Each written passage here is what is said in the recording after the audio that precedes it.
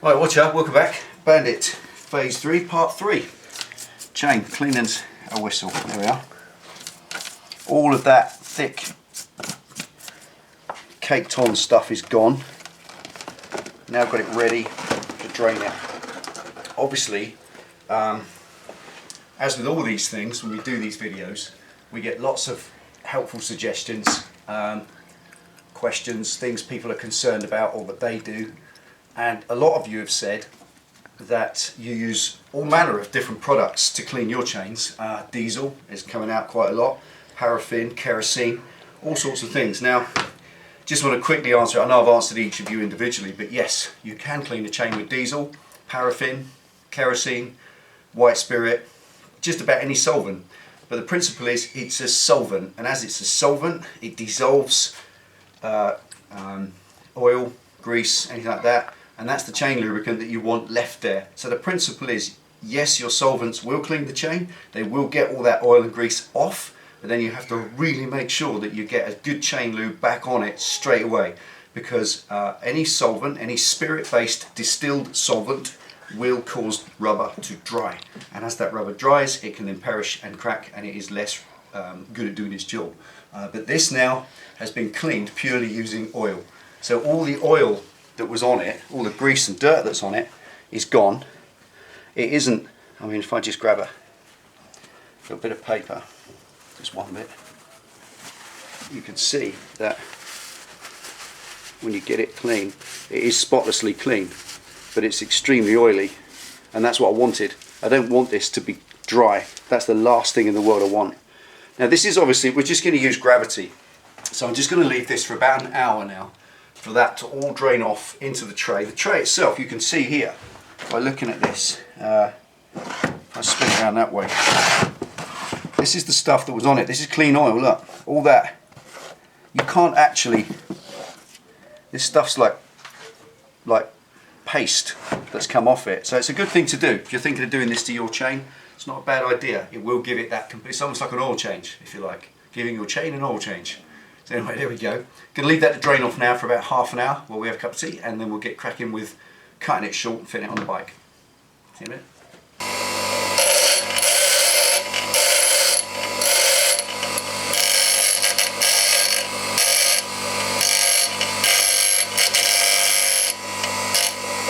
Right, just a bit of tool making. Come back to that in a minute. Okay, grinder out the way.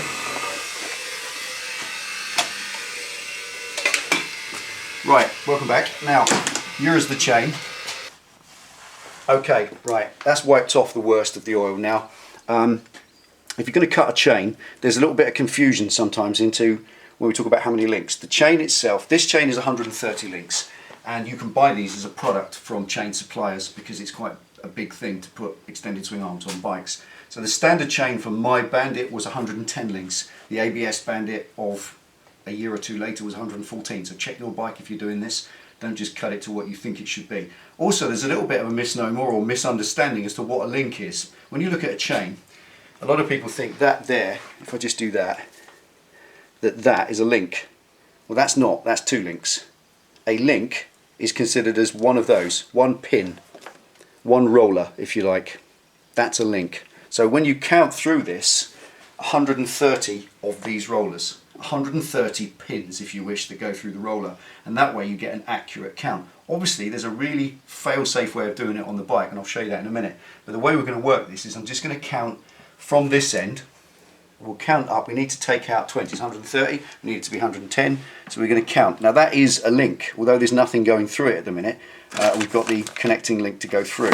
That is a link. So we're counting just 20. We need to take 20 out to make 130 to 110. So it's 1, 2, 3, 4, 5, 6, 7, 8, 9, 10, 11, 12, 13, 14, 18, 19, 20. Right, that one there. Now that one is the 20th link. And can you just undo that? That's it, greasy fingers. So that works. Just going to marker paint that so I know where it is. Okay, putting this in.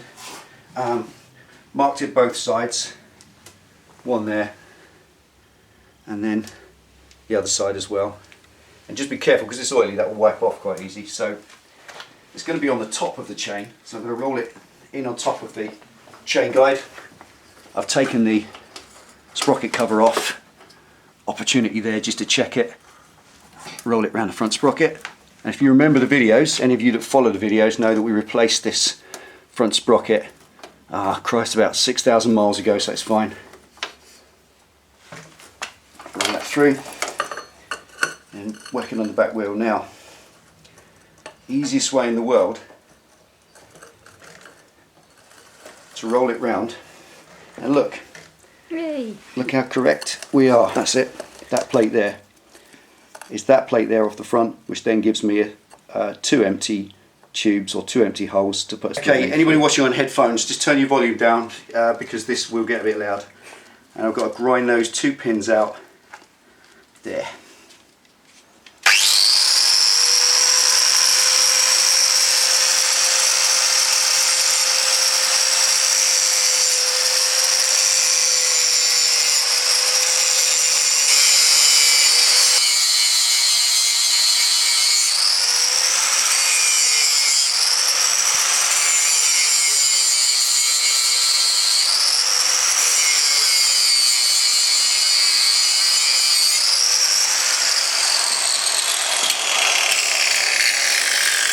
That's not the chain smoking, that's me. That's the gloves actually. Get a bit hot. There we go. There's the link off. Obviously that's knackered completely, but that's what we needed. Get that out there. There we are. There's our unneeded length of chain, producing two opposing male links, if you like, ready to put the connecting link through. So which is the next stage. Let's get the new link. Right, connecting link. You get these from any decent motorcycle parts place. I got these from a company called Power Links in Ringwood in Hampshire, which is near to where we live, and that's what you get for your money. You get some special oil, grease, to make that the first grease, because remember, we're putting the O-rings in for the first time. So where you grease these pins, once you put the O-rings in, that grease, in theory, should never come out. So take care of our little O-rings. And I just want to talk about this just for a minute, if you've never seen one of these. This is a Rivet Link. Now it's not, hang on, no, it's a connecting link. I'll just cut. What you see here is two little machined holes in the end, or divots. And this is not the kind of link that once we had, where you put this over the top, you get, you know, this much of it sticking out, then you use a ball peen hammer and planish it over into a nice mushroom like that. These do not work in that way. They work in a completely different way. This outer link is an interference fit. You can get it on there, get it on the first bit, but you absolutely will not push it any further. That is an interference fit. You need to press it on using a G-clamp, and all you need to be sticking out of the end is that bit, that little tiny bit with a ridge in it. That's all that needs to stick out the end. And before that scares you, because honestly it scared me the first time I saw it, what you then do is take a punch, or in this case one I've made a shallower punch with a shallower end on that goes in the end, but it doesn't touch the base. My centre punch is quite sharp, so when it goes in there it touches the bottom of that hole, and I prefer it to touch around the rim of the hole so it flares it. And that's the idea. You put the punch in there, you give that a good few sharp hits, obviously backing it up. I'll show you how to do it in a second, and that just spreads the end of that, and literally it only needs to spread it by about 25,000th of an inch. That's all, and that will never come off. If you're worried about it and you think it will, then get it done professionally, and then maybe you'll trust someone else's judgment. But it is, honestly folks, it's very easy to do. So we take our first two and our little portion of grease. You don't get much, they're not very generous with it. There we go, just a little tiny smear of the grease. You don't need a lot, as you can see. And this stuff is not like regular grease. I know someone out there will probably tell me what it is. Now I need somewhere to wipe that. 2 seconds, hang on.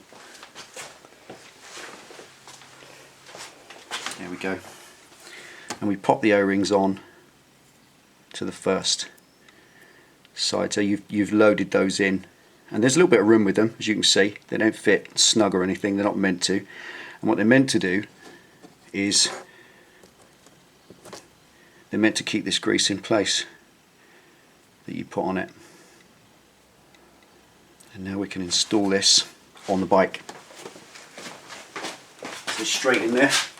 Obviously with it on the sprocket it's the safest way. Pop it in from the back because you need to work from the front here. Just need to pull it together. Sorry, just come around there. There you go. Right, so working from the back, pop that in. There it is. Slide the link through. As you can see, if you remember the old Rivet Links, they used to poke out here about 5-6 mil. That doesn't at all. It is literally just a small amount. And now comes the fun part, getting that plate on firm enough. So with a little smear of the supplied grease just on the ends. And that's not to lube it on because that won't make any difference. It's just that there's a little bit inside the O-rings then.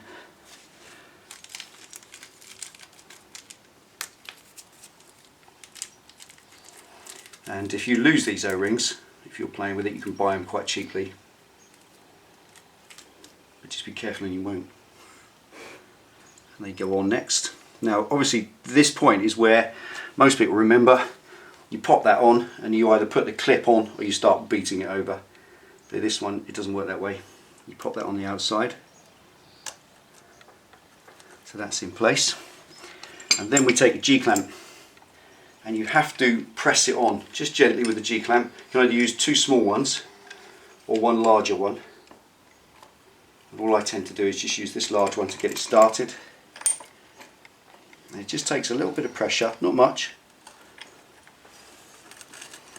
And that will start to go on. You can feel the resistance quite quickly on it as it presses its way in.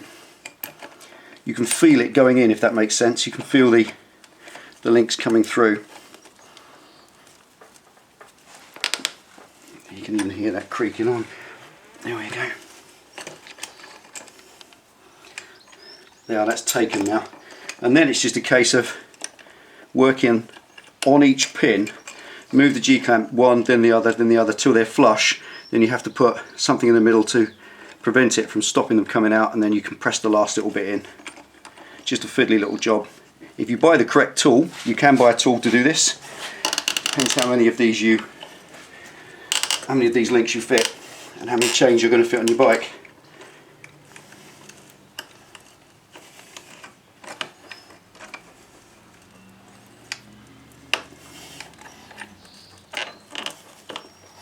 Okay, now the trick is here. Pay attention. Little spanner in between the two. Once you've got them halfway flush, G-clamp on the outside to press in the centre. Then do that up. And then just press it home. And that will give you a nice fit. There we are. There it is. And as you can see, if you're looking from the top, that's pressed that in nicely. Give that a chance to, and feel the link as well. Get it off there, just make sure it's moving, you haven't pinched it too tight, and that is as far as it will go in, and that's all that sticks out. Now obviously that's not good enough as it is. I now need to rivet those and flare them out. Right, it's at this point you apply your 75-pound chain flaring tool, which is a little punch head like that goes in, and you screw it in, and effectively it flares that end. It doesn't need much, believe me. Now that's obviously pressed on there. We've used all my might with a G-clamp pressing it on. You put something in between the two to allow those two to protrude, and that's now fitted. And you look along the top of the chain and you're looking for the plates to line up. That's all you need. And that is just a fraction, maybe 20 thou further in, just for my OCD, than the other links. So that's nice and firmly in there. And all we do now is take an old hammerhead, which I use as effectively as an anvil or a dolly, on the back. Now if this is a nice bike, obviously I just put loads of cloths and rags and stuff around here to protect the paint, but it's the old ratter, so who cares. And all we do is put the side of the hammerhead on the back of the link to absorb the shock, and hold it with that part of your hand so your fingers are free.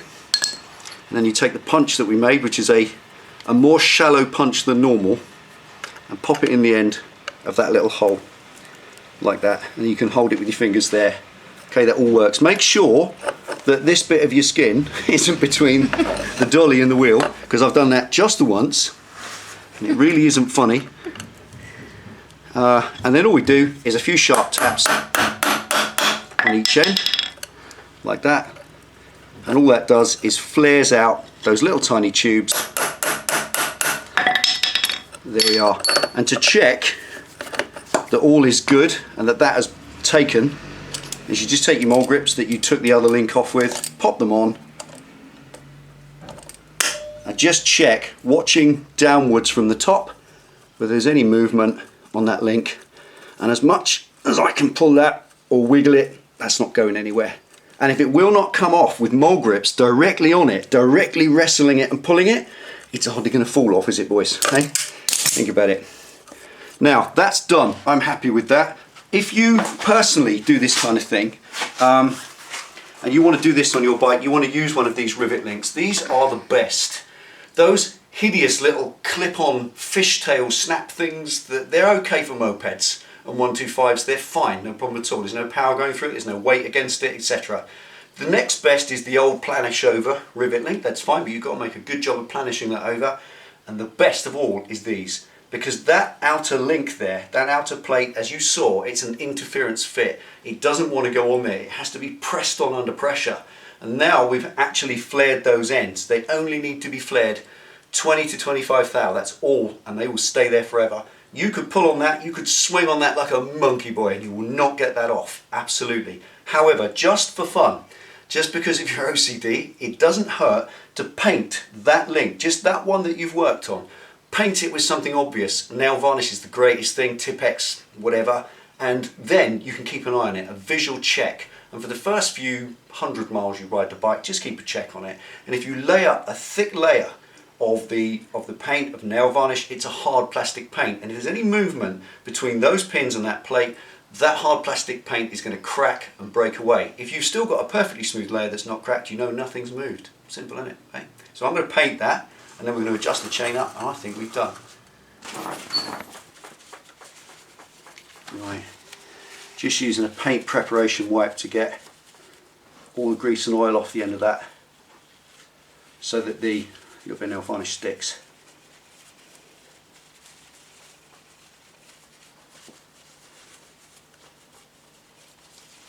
Let's do the next ones as well. There we are.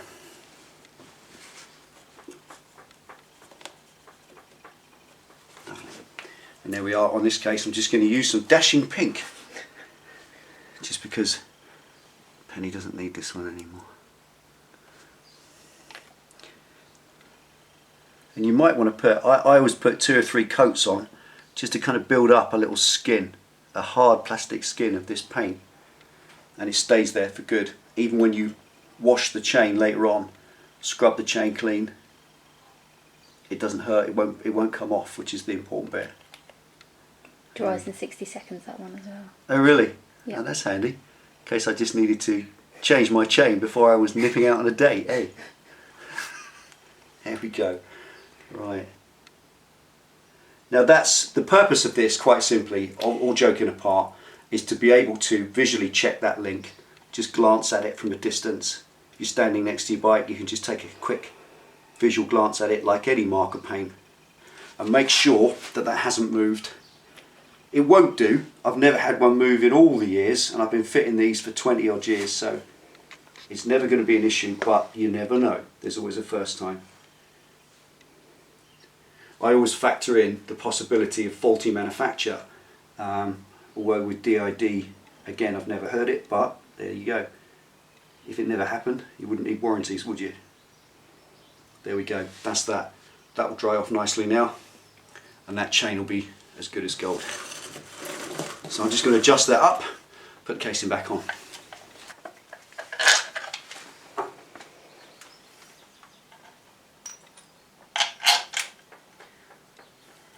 Right bolts in the right holes.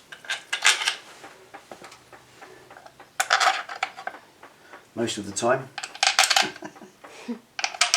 There we go. Let's just whizzle those in.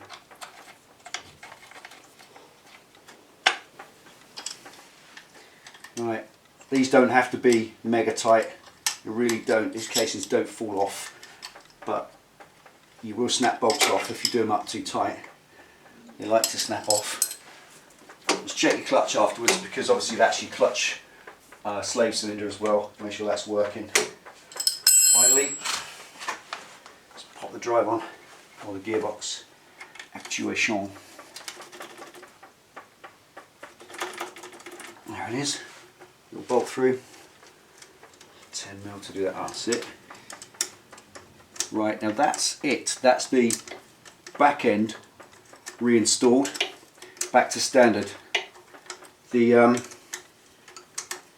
test ride will wait, I think. I've got a few other things I want to do. But there we are. Back end in. I've set the chain adjustment. Everything's correct. That's ready to ride. If I wanted to go and test ride this, that's exactly fine. A little bit of hot pink on my check link. That's all done.